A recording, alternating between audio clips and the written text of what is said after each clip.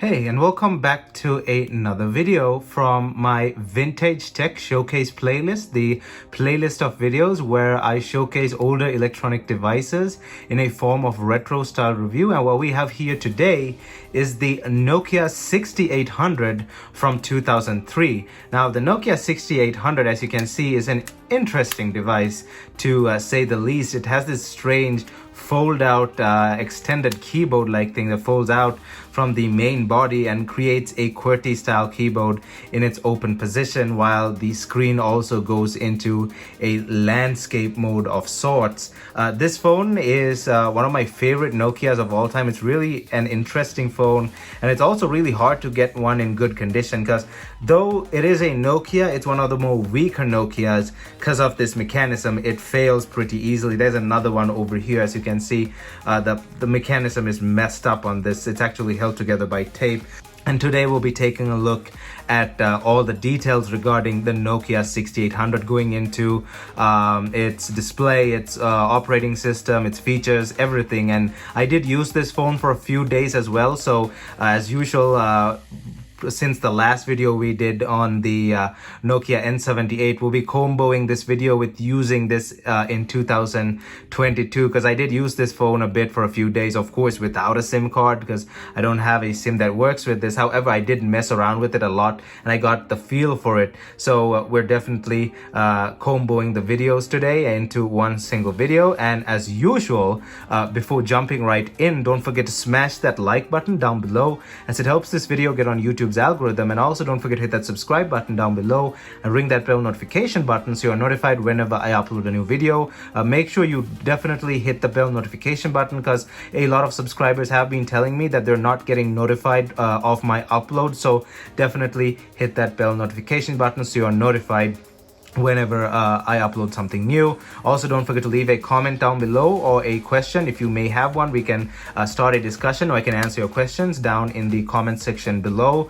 And also my social media is linked down in the description below, which includes Instagram, Discord, and Twitter. And now let's jump right into this video.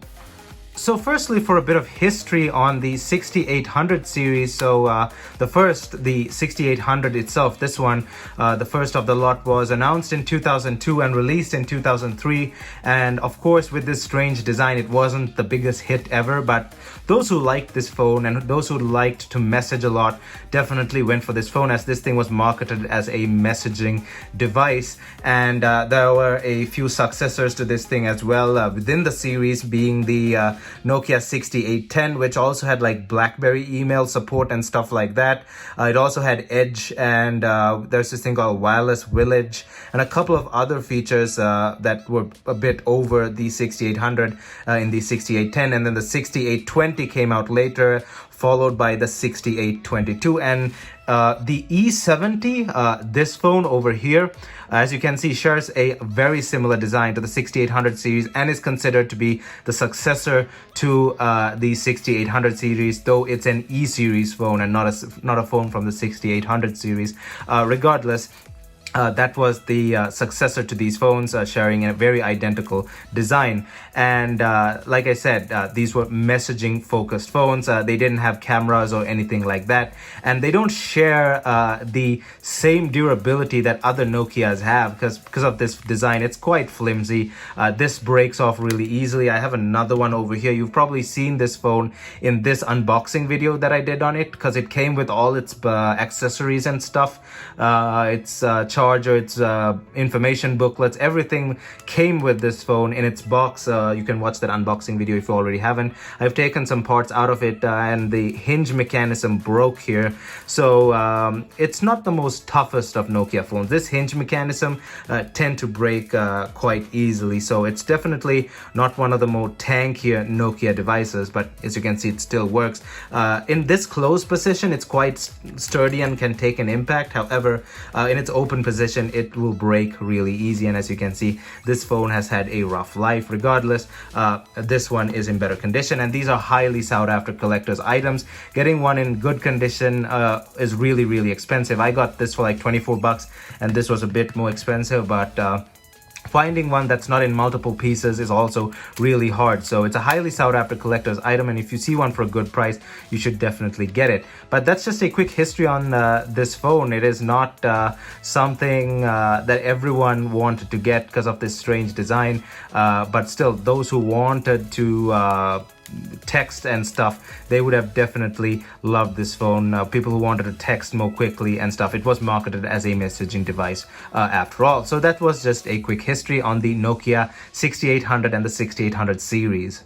Alright, so firstly, let's have a quick go around of the device itself. So in its closed position, as you can see up here, we have your ear speaker over here, and then Nokia branding, the power button over there as well. We have your navigation key, which is not a selection key. You have to use this to select, so you can't press the navigation key, and your standard buttons over there. And in its open position, when you flip it open, the power button actually becomes the select button, and this thing somewhat becomes the power button. As you can see, when you press that, it switches off. So the buttons switch when you open the keyboard, and this is the new look when you open the phone, as you can see, and the buttons and all that stuff are fully in view. So that is basically the front of the device. So now let's move on to the side of the device. As you can see, we have your IR blaster over there, the IR port for your IR blaster, and then you can see one of the hinges here, and just a couple of lines and design, just design lines over there. And the belt clip buckle is also visible here to put it in your belt for the belt holder. Moving on to the bottom of the phone, we have your old style fat barrel charger and Nokia's proprietary port over there. Then while we are on this side of the phone, as you can see, we have another place to lock the belt buckle in place, basically on both sides. We have your volume rocker over here, which is kind of strange looking, but that is indeed volume up and down. I'll show you that later. And then we have the other end of the hinge over there as well. Then up here we have the contact points for the hinge when it moves up and locks in place. Those are the contact points, but you cannot see them in the closed position because, of course, well, you can somewhat see them like that. They are meeting with four pins on all sides to get power to those keys over there. And when you close it, they disconnect as well.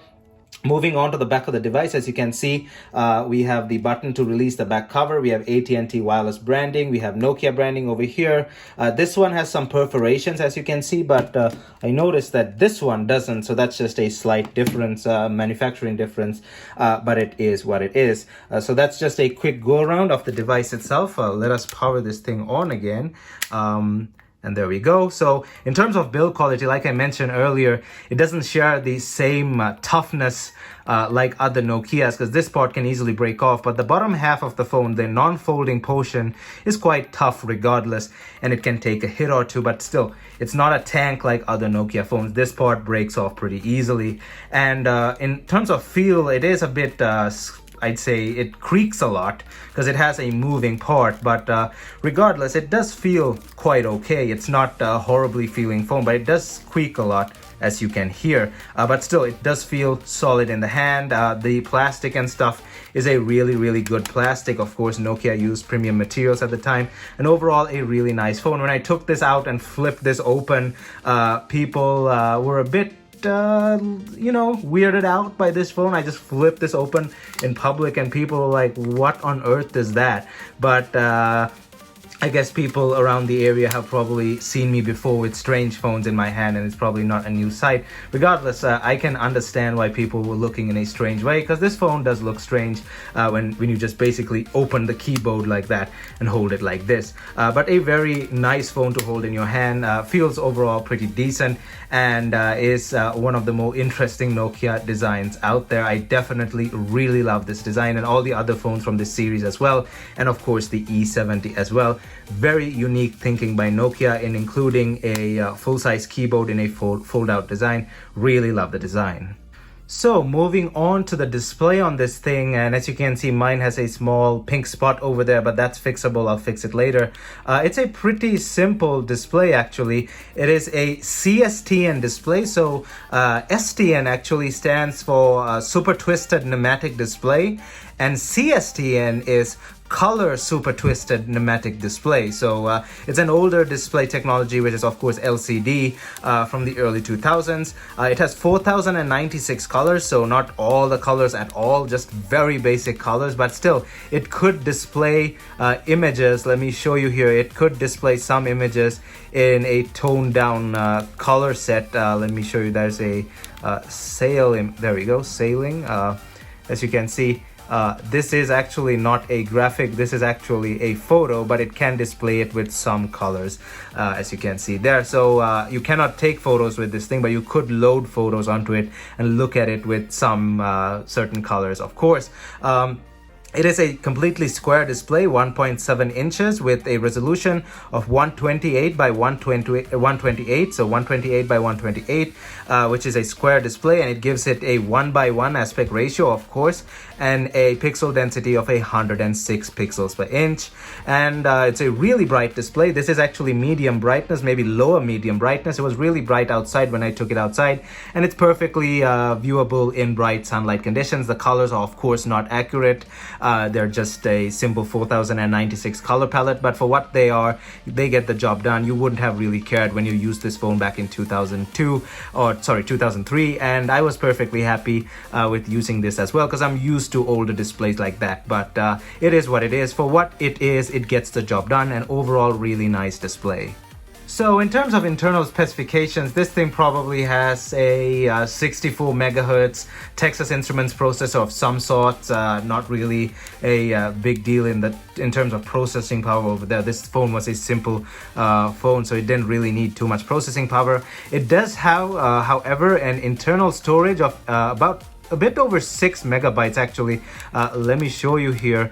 It does have free memory 5 megabytes, and then it's used about 603 kilobytes, and here's the breakdown. So slightly over maybe even almost 6 megabytes internally, because there's some space taken for the OS and stuff. So about 6 megabytes of internal storage, plus because there's 5 megabytes over there, and then plus the use, plus some storage space used for OS stuff. So it does have about 6 megabytes of internal storage there.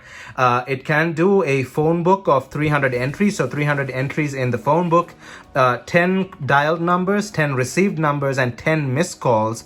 And it can also do 10 predefined images, and also SMS templates as well. And apart from that, there's nothing else in the hardware of this device that's internally, but of course externally it has this keyboard as an additional hardware feature, and this navigation button and all that stuff. Definitely quite interesting. It also has a volume rocker that not a lot of phones at the time had, this strange looking volume rocker on the side there. And some articles say that it has a magnetic sensor on the left side over here to rotate the display when it lifts up. However, as you can see, when you lift it up even slightly and out of its locking position, it does already rotate into place. And when you lock it into that side and unlock it again, it still stays rotated unless you put it down over here. So I think the magnetic sensor is only on some of the later models like the 6810 or the 6822 or something like that. The 6800 itself doesn't have a magnetic sensor. It just has a electrically locking setup over here with the contact pads locking in place. That's why the display switches. So yeah, those were just the basic specifications in terms of hardware on the Nokia 6800. So let us take a look at the interface over here. Of course, this is not Symbian. This is just a proprietary Nokia OS. This is known as Nokia OS. And we can see which version this thing is running by *#000#. There we go. So that is your version as of 2003. And this is the general interface, and like I said, it swaps over when you open the keyboard. Let's actually do this in this position, so that's nice. So then the power button becomes the menu button over there, so a very good thought over there by Nokia. And this thing becomes the power button. Really smart design, but hey, it's Nokia, they're extremely smart. And these are your general settings. I may have to push this like this because this button is a bit wonky. So you have messages, we have call log, profiles, settings, organizer, notes, radio. This thing has inbuilt radio. We have a gallery, we have some games, applications. You can load applications onto this thing via the port over there, or certain applications we are over the air as well. We have some extras as well there. Connectivity, this thing has some basic connectivity as well. We have services as well. I can show you the general services. We have M mode, bookmarks, and it has a basic browser, to say the least. This is what it is. It's a simple, basic GPRS based browser, and those are your services. And then back to the messaging application over there, and it's a pretty interesting simple interface that you can just navigate with one finger, and that's what it's basically made for. Under extras, let's see what we have. So we're actually, first let's see applications. So we have a bunch of applications. These are things that the previous owner has installed. So there's some chess and a THUG game, converter, portfolio, probably some stock managing things, and we have a memory thingamajig over here as well.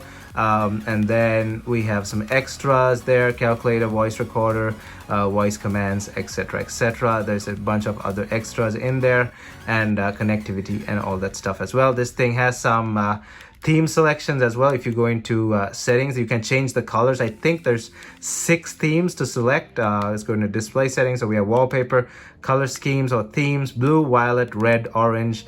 So 1, 2, 3, 4, 5, 6, 7, 8. Oh, so we have 8. I thought there was 6 actually. So you can change the color themes over there. As you can see, it's really nice. So a nice touch of customization. Let us actually, turquoise seems nice. Let's keep it on that.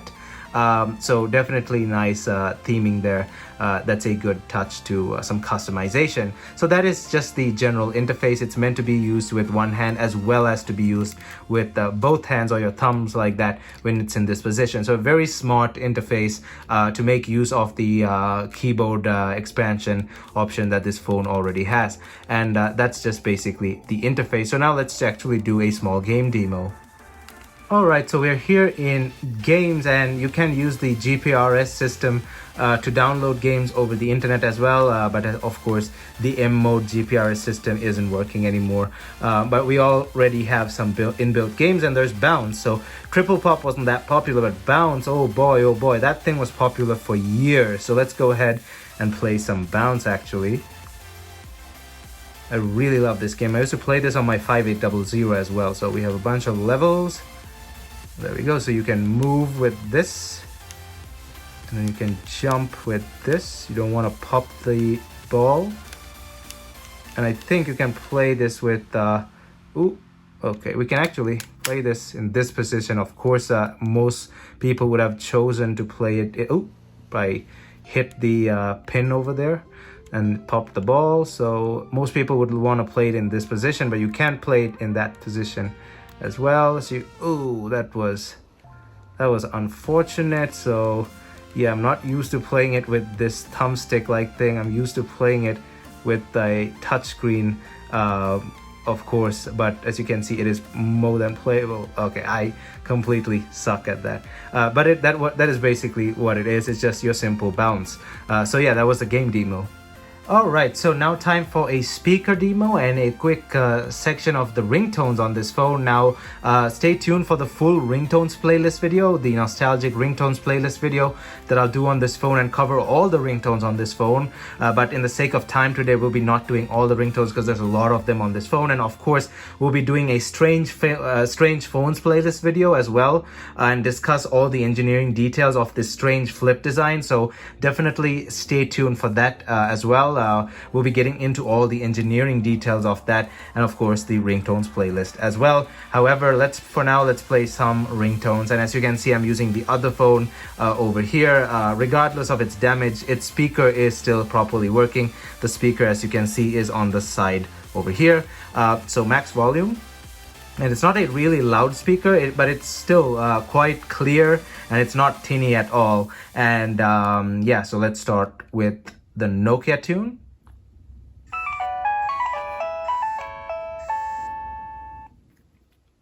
Once more.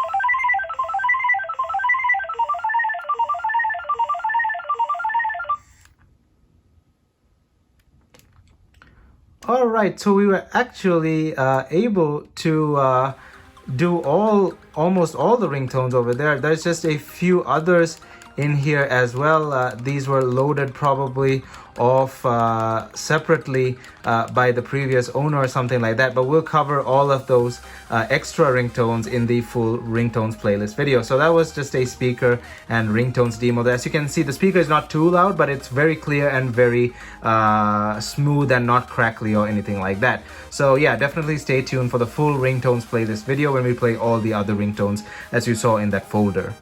So in terms of extra features, this thing actually has quite a lot. Like I said, it has an IR blaster over there, so it can actually transmit phone numbers and other stuff between supported devices that also have IR blasters and IR receivers.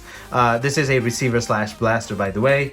This thing also, I showed you, has FM radio, and it is stereo FM radio, so it's not just your crappy crackly radio. It is stereo FM radio.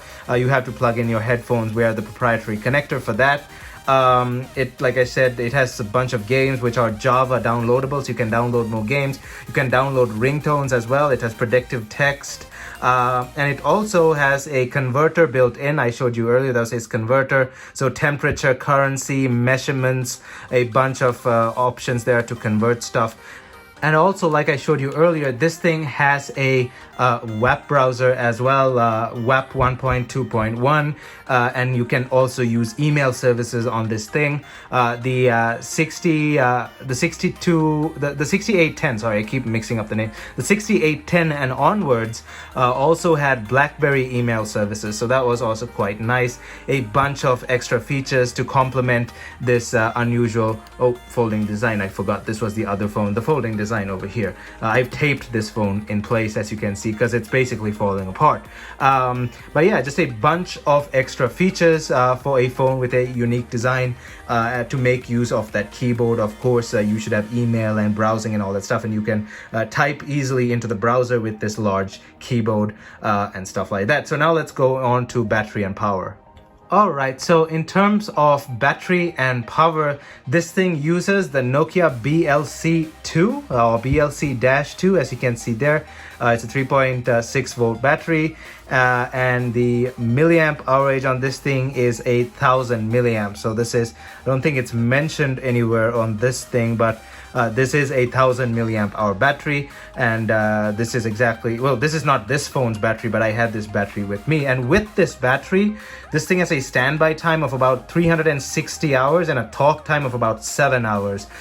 So really good battery performance there. Definitely, this phone was of course made for MMS and all that stuff, messaging and then emails and browsing and stuff. So it should have had a good battery. Now, of course, the battery is going to vary depending on how much you use it. And when it's in its open position, I think the keyboard also takes a bit more power to that side. So that is a thing, and this keyboard gets disabled when it's in this closed position, and this keyboard is basically being used, but I think you may use a bit more power when it's in its open position. But regardless, a very solid battery life for this phone. This battery really does a good job, and as you can see, this is the internal battery bay of the phone. Nokia 6800A. This one is made in Finland, and so is this one.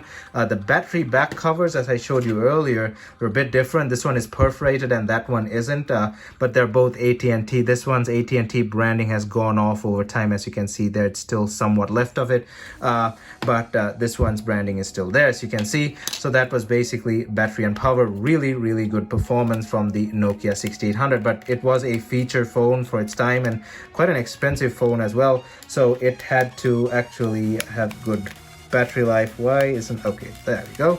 And we can power this thing on. So that was basically battery and power, the Nokia 6800.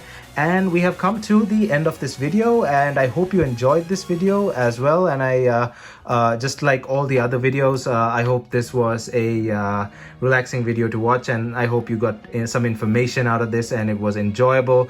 This was the Nokia 6800, a very interesting phone with a flip out keyboard to be used in a horizontal or a landscape mode with browsing and some WAP features, downloadable stuff, Blackberry Blackberry, well, this thing didn't have Blackberry MMS. The others, the 6810, and then they had Blackberry features, but still a lot of messaging and connectivity features in this phone to make use of the fold-out keyboard. A very, very interesting phone that I'll definitely cover a lot about in the future, the Ringtones playlist and the Strange Phones playlist as well. So definitely stay tuned for those by hitting the subscribe button. I hope you enjoyed this video, and if you honestly did, don't forget to smash that like button down below, as it helps this video get on YouTube's algorithm. And also don't forget to hit that subscribe button down below and ring that bell notification button so you're notified whenever I upload a new video. And like I said, don't forget to click that bell notification button, because a lot of subscribers have said that they're not being notified of my videos. And also leave a comment or a question down below, and we can start a discussion, or I can answer your questions. My social media is linked down in the description below, which includes Instagram, Discord, and Twitter. Thumbs up, and I'll see you guys in my next video.